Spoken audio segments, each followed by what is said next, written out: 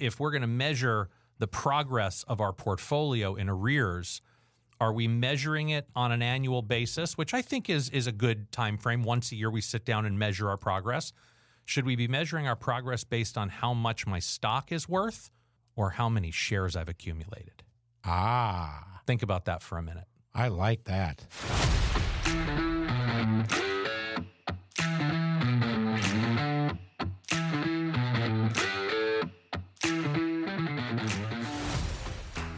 Did you know that I have 3 really complicated relationships in my life? With me, myself, and I? Close. My relationship with money, my relationship with people, and my relationship with self. And they're all connected together because when my relationship with money got out of whack, it totally had an impact on those other relationships. That, my friend, is what we call having financial sobriety. So who are you? I'm Matthew Grishman. Who are you? Jim Gebhardt. And we're a couple of financial advisors trying to have an untraditional conversation about our favorite topic, money. Let's go. Hey, tribe, we're back. It is part 2 of spring training for stock investing. In the first part, we got into the basics, the fundamentals. In part 2, we're going to dive a little deeper and teach you how to look at the financials of a company to really get you that much closer to building a stock portfolio that is aligned with your values, your visions, and what you're trying to accomplish in your life. Are you ready? Part 2, spring training for stocks. Here we go. So you asked an important question. Where do we find this information out? Company website. Okay. This is something you can either, this sounds almost old-fashioned of me now.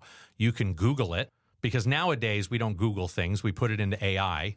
Right? Go to your favorite AI software and tell us about the leadership of XYZ company. Exactly. Is XYZ company servant leadership? It's much easier today than it was back in our time when we were using candles and fountain pens. Exactly. And sending messages by horseback. All right. So this is going to require some effort. Well, that's the whole point. I'm not trying to say that that's not a good thing. Take anything you're trying to learn back to the very basics. And it's about developing good fundamentals and discipline. Like, I don't care if it's learning how to bat a baseball, learning how to play the trumpet, learning how to do a gymnastics routine, how to type on a keyboard. It takes repetition and it takes practice and it takes discipline. If you're listening and you're going to go down this route, give yourself some grace. Yes. That you're not going to get this right off the bat. You're going to learn how to go about assessing and evaluating. Now, like Matthew was just saying, AI is going to be a happier tool to be able to give you some answers here. But just because it's hard doesn't mean it isn't worth it. Correct. Well, and I think we're going to set at the end up, even though it's not in the outline, how do we measure our success in doing this? How do we know where we've gotten it right and where we haven't gotten it right? How do we measure that over time? We'll get there. We've got this list of companies we love.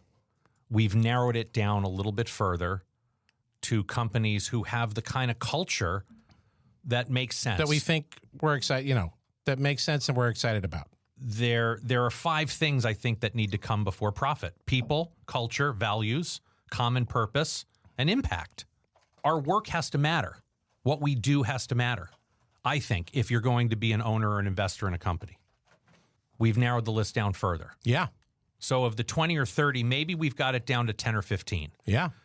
Just because a company has a brand we love and they do right by their employees, which makes it a fun place to work, it doesn't mean yet they're still a great investment or a company that I want to be an owner in. There's one more screen they got to pass. Yeah, what's that? And this is where we get to the financials. Ooh, I feel music. There. Like a drum roll. We have to, at this point, analyze the financial fundamentals of the company. That sounds hard. In the day that you and I were first learning how to do it, it was hard.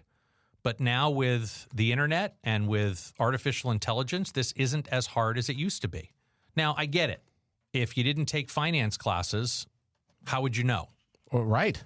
Exactly. So there are a few things that you can look at to understand how a company treats its money. I mean, think of it from your own personal balance sheet. Think of it how you handle your own goes-ins and goes-outs, how you handle your own cash flow. Do you look at your bank account at the end of the month wondering where all your money went? Or are you somebody who at the end of the month, there's more in the bank account than when you started at the beginning of the month? There's more coming in than there is going out. That'd be very un-American. I know, but there are some people who do that, where there's a surplus at the end of the month. Amen. Or at least if it balances out, where the goes ins and the goes outs are the same, you at least know where it's going because you track it, right? So we can start looking at businesses that treat their balance sheet responsibly. And we can look at their goes ins and goes outs. We can look at their revenue and their earnings growth. The concept of earnings growth Yeah. means that they're making money. And making more money. And they're making more money over time. Right. This would be a graduate level class to get into investing in stocks that don't make money, but have lots of promise, have lots of hope. Well, I think we'll save that for a different day. We're going to work out the premise. Yeah, that's like my cousin Johnny and his idea to open up car washes, and he wants me to invest in him. That same idea. He's not profitable. He's not making any money, but he's got a great idea and Great idea. smart dude. And Yeah. And if you'd been an early investor in Amazon, they were a company that was losing money hand over fist, and yet they had a great idea. right. And hence why the return is as extraordinary as it is, because it was hard to get behind a company that was hemorrhaging money as much as it has. Tesla's a more recent example of a company that was losing money for eons until Yeah, it's same. Good slip. until they weren't. Right. So profitability, earnings growth, their company is growing in terms of the dollars, right? The revenue that they're generating. Right. How much debt do they have relative to how much equity they have? Again, thinking of your own personal balance sheet, what do you have versus what do you owe? And what's a healthy balance? And again, these are very simple Google questions or artificial intelligence questions. Tell me about the financial health of company XYZ. Yeah, it's a lot easier today.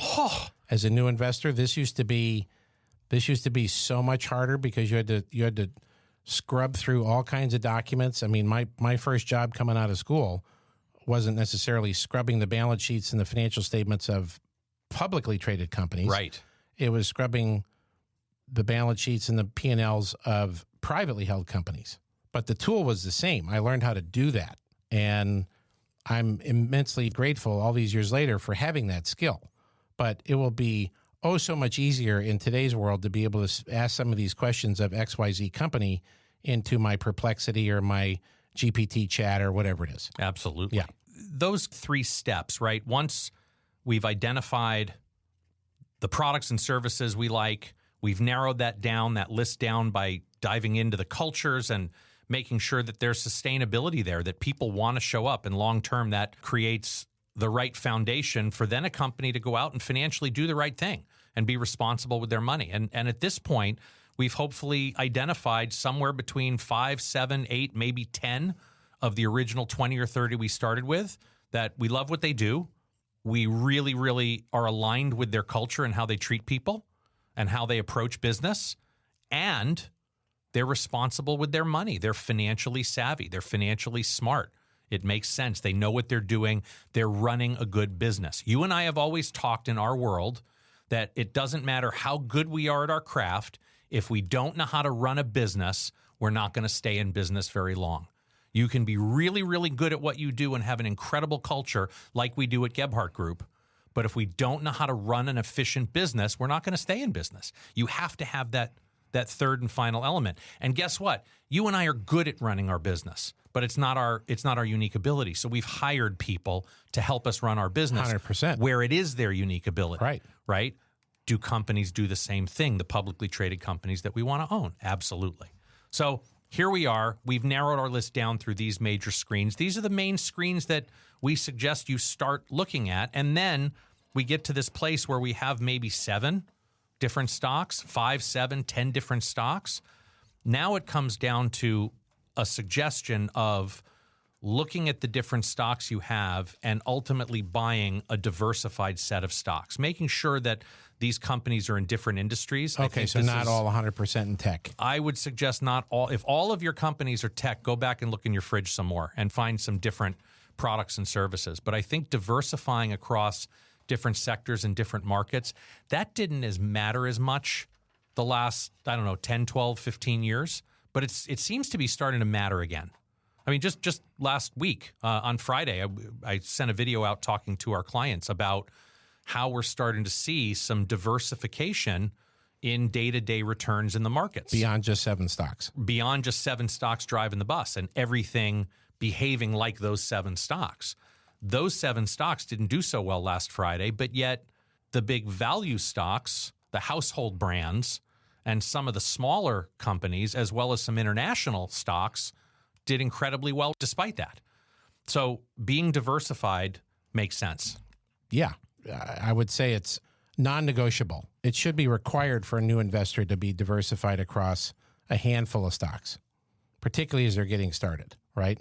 Because you'd much rather skin your knees on a small amount of money than not really know what you're doing and got a bunch, bet a hunch. Totally. Mindset. Totally. Right? And you and I have met those people in our careers, and they would be a gambler back to the original mindsets. And if baseball being in season, if Ty's going to go to the runner, go with your heart in terms of the brand that you like better. So when I've had these conversations with beginning investors, I'll use my daughter as an example, right? She had some money that we were going to put into a Roth IRA. We went through this exercise. We got it down to 3 companies: Target, Apple, Disney. There were other companies she was interested in, like Moderna and Pfizer, but she was like, I want to own Disney. I want to be a shareholder of Mickey Mouse. I was like, okay, then go ahead. Yeah. Right? And we looked at it about a year later, and I asked her, so of those 3 stocks a year later, which one do you think did the best? I mean, first of all, are you looking at this? Or are you going, no, Dad, I don't have any idea. That's a separate episode. But, okay, just take a shot. Which one do you think did the best a year later? Well, I mean, Apple, of course. Okay, cool. Let's go look. Target, by a mile. Oh, yeah. Then Disney, then Apple.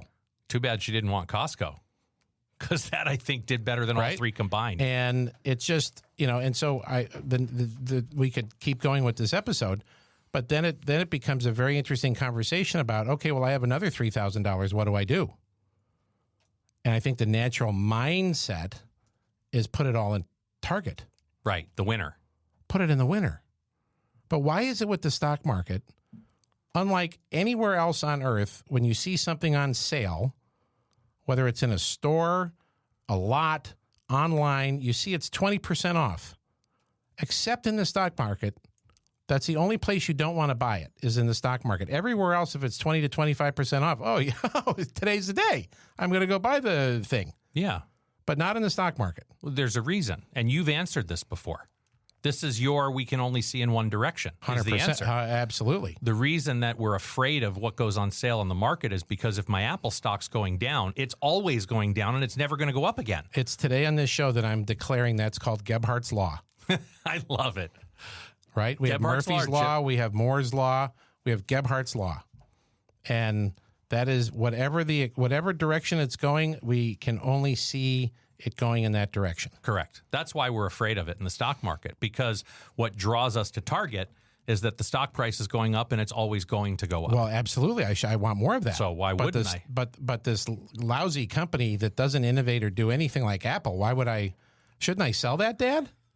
Well, no, dear. I think that's where we should. It's on sale. I think that's where we should go invest more money. Well, just because the price of Apple is down doesn't necessarily mean the value of Apple is down. Did anything change at the company in terms of their creativity and their innovation and their balance sheet? And so we looked at some of these things, and then they were sitting on at the time like $200 billion worth of cash. Wow.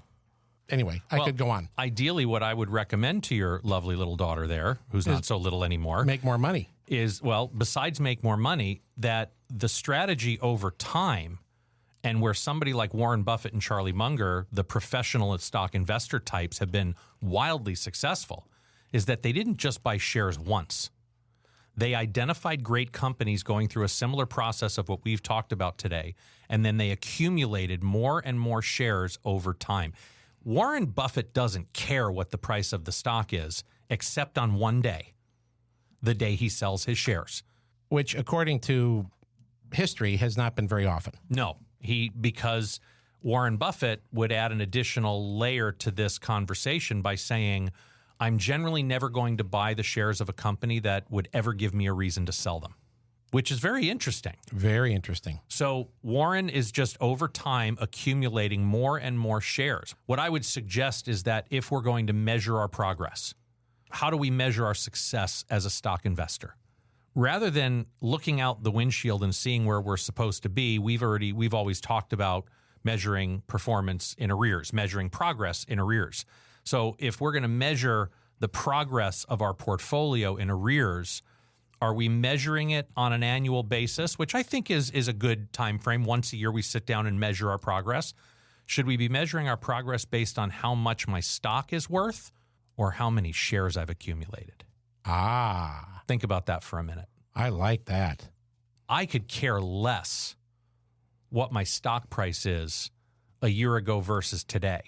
But if I own more shares of a company that I've taken through this process, where I love what they do. And you invested more. I love their culture and they're smart with their money, and I bought more of those shares over the course of a year. That's all that matters, because that's all that I have control over.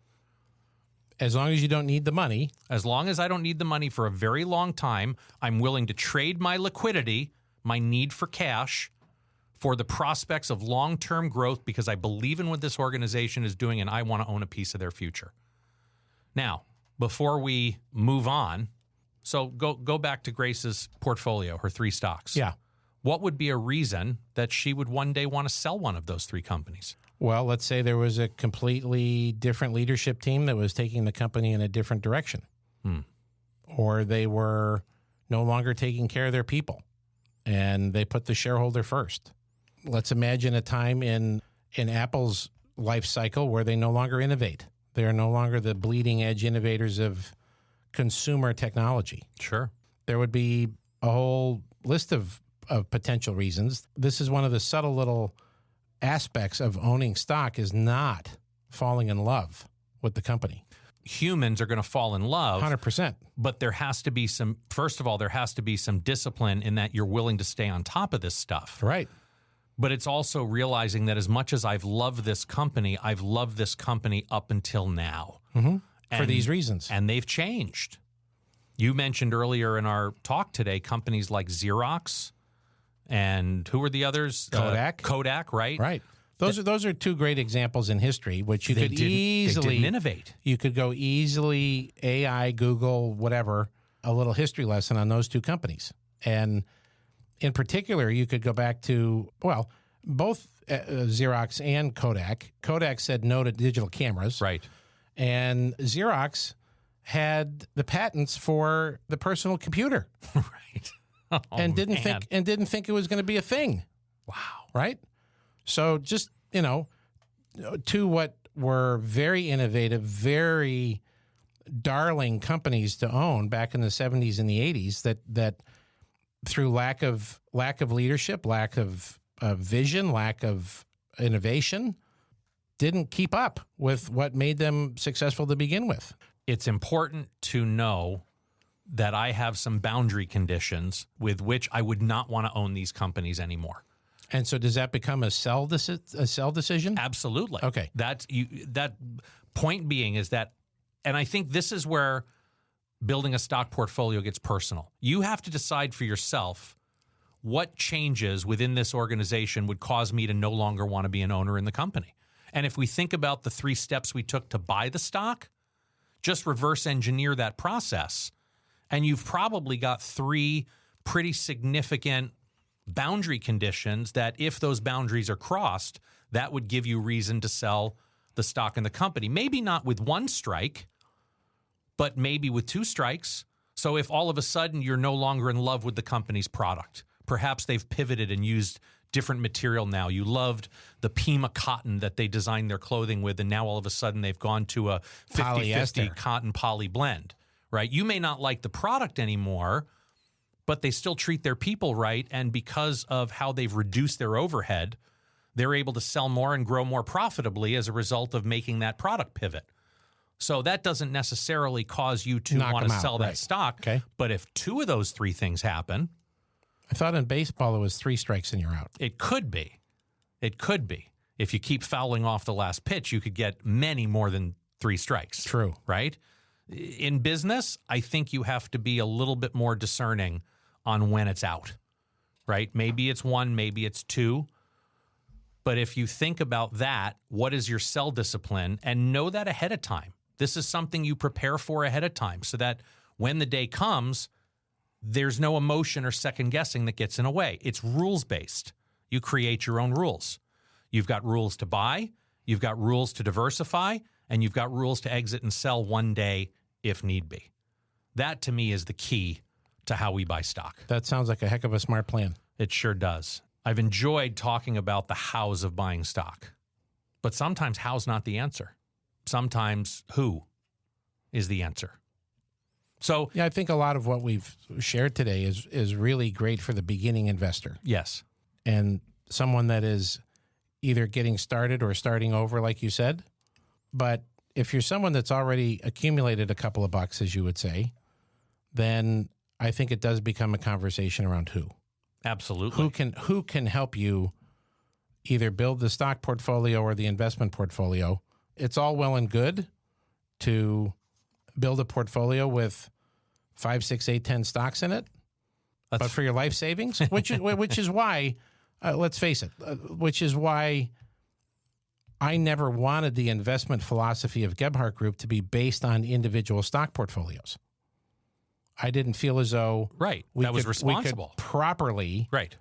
A, manage, B, diversify a client's life savings, because they're not coming to us with their play money, Right. right? They're coming to us with their life savings. Which is, it's pretty telling when you're sitting here sharing with me that a couple of professional investors who do this with our clients for a living have chosen not to be individual stock pickers, but to be professional ETFers. Yeah. We use exchange-traded funds because it gives us the best blend of both. And that diversification and liquidity for our clients is vital. Going back to that risk manager mindset that we started the show with, right? Yeah. But if it is somebody's, so let's say we've got, an adult. We've got a grown-ass man or woman that has saved money, and they're really interested in what we just talked about for 2.5 hours, Yeah. right? They should have their own little play account that they go muddle with. Yeah. But don't do it with your serious money. Right. Glenn calls it the hopeful account. The hopeful account. Yeah. I love that. Yeah. I love that. Yeah. And he's taken a really aggressive approach at looking out, kind of into the future of life with companies that are on not the cutting edge, but the bleeding edge of their space. Right. And he's taken some wild ass swings. Blend of maybe professional investor meets gambler. That's where I think Yeah. a couple of the mindsets blend Yeah. in there. Well, you also had an experience in 2008 that helped you put the proper emphasis on the correct syllable when it comes to how we use stock in our practice. You always said that when you started Gebhardt Group in 2005, you didn't want to put all your eggs in just a couple of baskets. And even though you had that belief, I think your experience in 2008 is what really, really solidified that. Yeah, it was the greatest thing that ever happened to me. Yes, it happened for you. Oh, It happened for all of us. absolutely. In the middle of the hurricane, not so much. Sure. Well, In the middle sure. of the hurricane, it's always painful. Sure. Right? Until you get out of it and the sun comes out and you realize you're still here Yeah. and you go clean up the mess that was made. But, that concept of diversifying with mutual funds or diversifying with stocks, and I pick on Uncle Warren quite a bit, Yeah. because if you're an endowment, if you're a foundation, if you're Warren Buffett and you're a gazillionaire, bazillionaire, you don't have to worry about time. You're not managing money or your investments with any sense of time. Right. There's no time that you need those investments to be there to you to fund your retirement income. But when Joe and Martha Smith walk into my office at 61 years old with their life savings and say, can you help me, grow this, manage this in a reasonable, responsible way, because I need it during my lifetime. And we've got a very defined period of time, 20, 30 years ideally, where they're going to need this money. We do not have the luxury of just hoping it all works out okay, Absolutely. right? As we've said many times, hope is not a strategy. Absolutely. Now, the '08 mess was horrific because, you could look at pretty much any asset class. You could look at stocks. You could look at bonds. You could look at all different parts of the stock market. Real estate was in the toilet. About the only thing that was up during that period was gold. So all of your investments are down, and you're 61 years old. You don't get to repeat your 50s, right? You can't go back in time and wave a wand and make it all okay. So this is where the '08 mess really woke me up to the fact that we have to be, in our profession, we have to be a blend of risk managers and professional investors, because the risk that the client is taking with their portfolio in the market, like driving here to the studio today, we used a combination of the gas pedal, the brake, and the steering wheel. Yep. Well, we've taken that concept and that analogy and taken it even further with the gas pedal, the brake, the steering wheel, the various mirrors in the car, and the airbags. In dire situations, in wrecks, right, we've now got airbags. We've now got airbags built into the portfolio. Yes. So we are obsessive about the concept of managing risk because we've seen it. We've felt it. And that, at the end of the day, is the definition of risk. Risk is something you cannot see. When Matthew and Amy sell their company and come to Gebhardt Group with the proceeds of the sale of their company, and here's all the wealth we have ever created, Mr. Gebhardt, can you please take care of this for me? What are the biggest risks I face with my money? That's first and foremost, right? Yes. I mean, our clients have had this track record of being exquisite wealth creators. But when it comes to protecting what they've created, very different game. It's a very, very different game. And it's what we love to do. It is. And we keep getting better and better at the craft. When we don't, we're done. We're done. We always have to get better. And that's a hallmark that I'm super proud of in terms of how you and I don't stop. We go to conferences, we go do the due diligence in the offices of the investment companies we're doing business with. We meet the people, we kick the tires, we meet the leadership, right? Yep. And whether it be stock investments, bond investments, insurance solutions, we take a really old school approach to that tire kicking. And I'm very, very proud that we do that. Absolutely. And when part of our process isn't working as well as we would want it to work, we've gotten very good at pushing pause and investigating other routes. There was a time when one of the shorter term indicators that we were using to make investment decisions wasn't working properly. It was almost an inverse indicator. Exactly. It was almost so broken that it was 180 degrees in the wrong direction.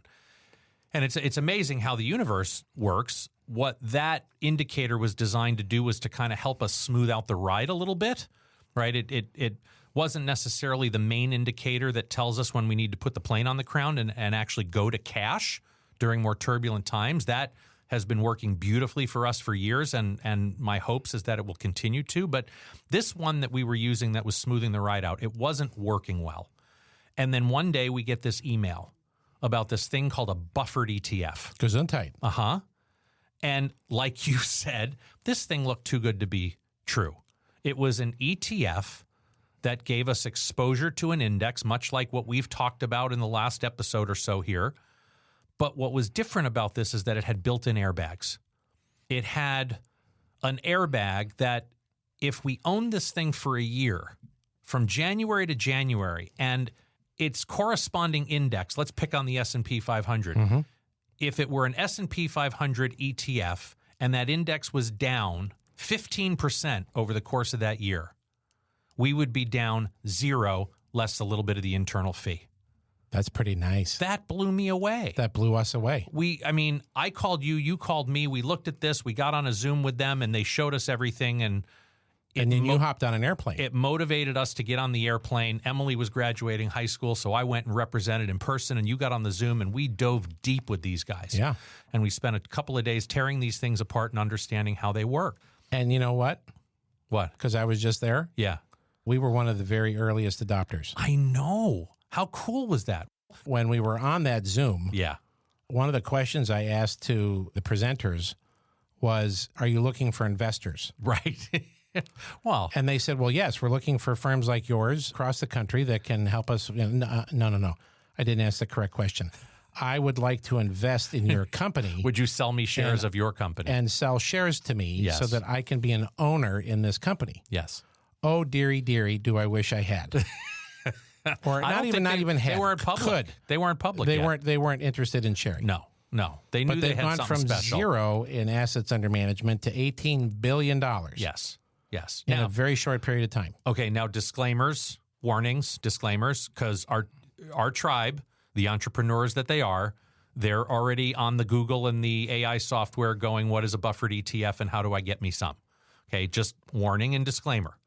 If you're going to play in the game of buffered ETFs, you really need to know what you're doing.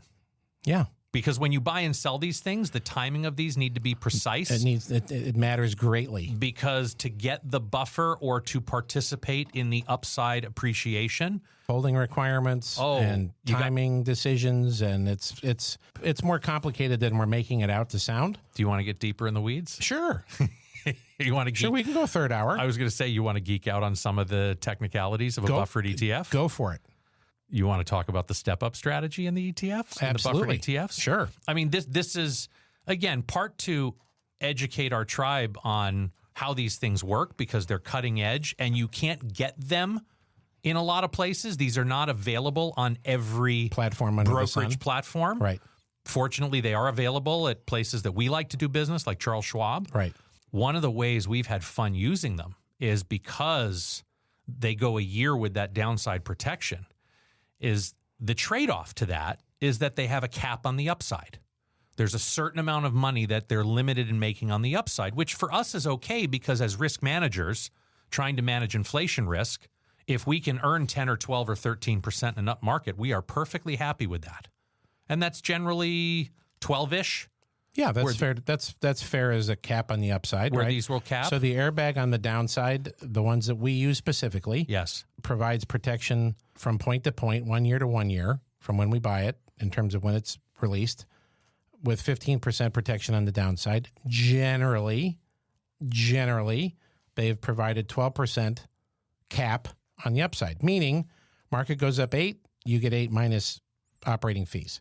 Goes up 15, You get 12. you get 12. Right. Goes up 20, you go up 12, right?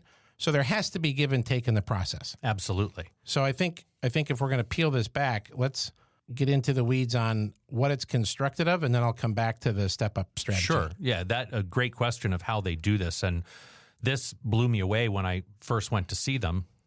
In effect, what they're doing is instead of buying, if we'll pick on the one that tracks the S&P 500, they're not buying the 500 stocks of the S&P 500 inside this ETF. What they're buying are 7 different option contracts that layer not only exposure to the S&P 500, but also provide the airbags, the protection that's built in. So the first thing they do is literally take about 98 cents on the dollar that comes into the ETF, and that 98 cents can get you most of the exposure to the S&P 500. They buy a call option that gets almost all the exposure to the S&P 500 over the course of the next year.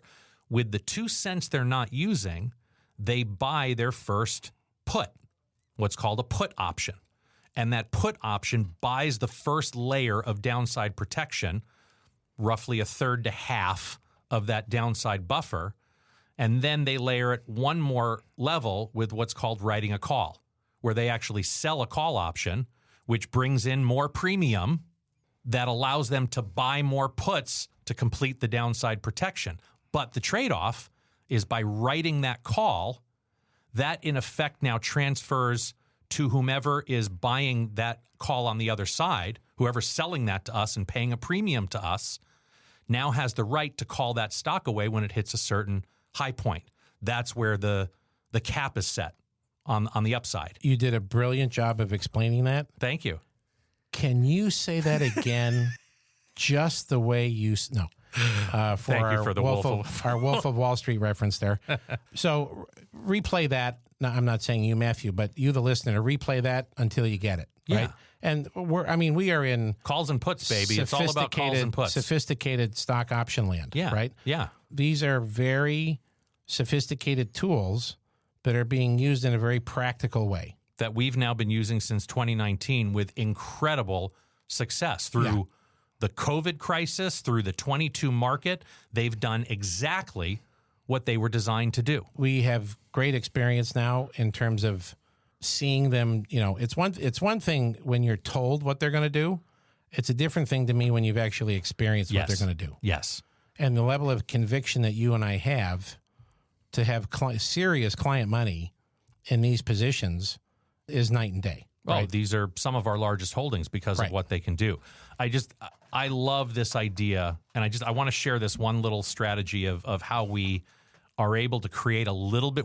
You and I have figured out how to manufacture a little bit more upside potential on these things. So the step up. The step up, yeah, the quarterly step up.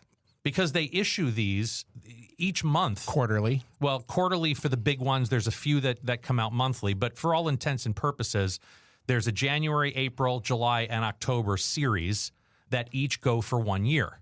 When we buy January, if we get to April or we get to July, assuming our cap, the total amount of upside we can make on this is, let's say, 12%, and we get to April, or we get to, more realistically, we get to July, and we've earned 8 or 9% return already. To just slow this down, the maximum that the client could make in the next 6 months is in the 3 to 4% range. Correct. If we're up 8 to 9, correct, and the cap's 12, and the cap's 12, the best we're going to be able to do between July and January is another 3 or 4%. No matter what happens. So this is and also guess what else? That 8 or 9% that we've gained is also now at risk. If the market turns around and goes the other way, right. So the idea of then selling the January series and buying the July series allows us the ability to reset the downside buffer, lock in that 8% gain. So you're locking in the gain by what we call raising the floor. Correct. Right? So if we put $1 in and it's now worth $1.08, and we sell it at $1.08 and we buy the new one, we're protecting $1.08. Correct. Not $1. Not $1. So we now have better downside protection and greater upside potential. We've just reset the cap on the top side. Yeah, it's I know we're in the weeds in graduate level stuff here, but this is what we love to do because this is how we can take client money and expose it to the stock market, but not necessarily take the full brunt of whatever is going to go on. Because we're risk managers. 100%. We're not gamblers. We're professional investors who've become risk managers because that's what our clients need from us. When really successful entrepreneurs show up at Gebhardt Group and they've either gotten to a point where they've sold their business, they want to sell their business, they want to divest themselves, they're bored, they're frustrated, they're overwhelmed, they want to pivot, they want to go in a different direction, something good has happened, something bad has happened, something has happened where they want to do something different and they need our help in managing these assets for them. Right. This is how we do it. That's how we do it. We manage risk. We're way in the weeds on it, but it's something that, you can re-listen to over and over and pick apart and have a better understanding on kind of our philosophy. So if you're going to go down the road of buffered ETFs, you got to know what you're doing. If you want some help, pick up the phone. Give us a call. Let's talk about it some more. 877-283-9150. Hopefully, if you're going to go out and build your stock portfolio, we want to hear about it. Even if you're going to go do it on your own, if you got some good information from us in the last couple of episodes on how to do that, we'd love to hear about your success. Share it with us. Come talk to us if you want some help building a buffered ETF portfolio or more. This has been a lot of fun getting down in the weeds of stocks and mutual funds and ETFs and buffered timely ETFs. Conversation. Timely and timeless, brother. Amen. Thank you. And with that, that's a wrap. If you like what you heard, leave us a review and be sure to subscribe. And check out our website, yourfinancialsobriety.com. Thanks again for listening today. Here to help you find more clarity, confidence, and capability along your journey into financial sobriety. I'm Matthew Grishman. And I'm Jim Gebhardt. Be intentional with your money. Jim Gebhardt is a registered representative of and securities offered through Brokers International Financial Services, LLC, member SIPC. Jim Gebhardt and Matthew Grishman are investment advisor representatives of Gebhardt Group Incorporated, a registered investment advisor. Brokers International Financial Services, LLC, and Gebhardt Group Incorporated are not affiliated. The opinions in this podcast are for informational purposes only and are not intended to provide specific advice or investment recommendations. To determine which investments or financial advice may be appropriate for you, consult a financial advisor prior to investing. Any reference to market performance is based on historical information, and there is no expressed or implied guarantee of future performance. Opinions expressed on this program do not necessarily reflect those of Brokers International Financial Services, LLC. The topics discussed and opinions given are not intended to address the specific needs of any listener. Gebhardt Group Incorporated does not offer legal or tax advice. Listeners are encouraged to discuss their financial needs with the appropriate professional regarding your individual circumstance.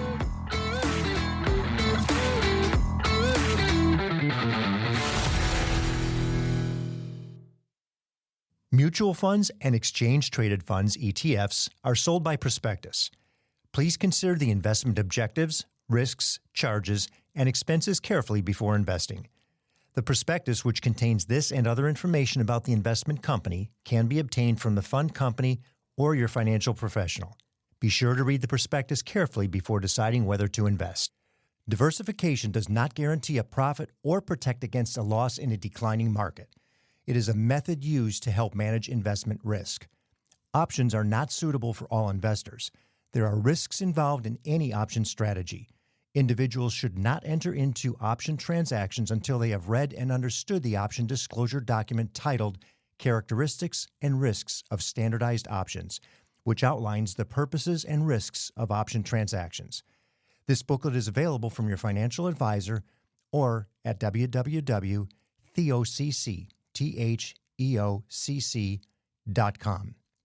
Supporting documentation of claims will be supplied upon request. Indices are unmanaged, and investors cannot invest directly in an index. Unless otherwise noted, performance of indices does not account for any fees, commissions, or other expenses that would be incurred. Returns do not include reinvested dividends. The Standard & Poor's S&P 500 Index is a free-float weighted index that tracks the 500 most widely held stocks on the New York Stock Exchange, or NASDAQ, and is representative of the stock market in general. It is a market value weighted index with each stock's weight in the index proportionate to its market value.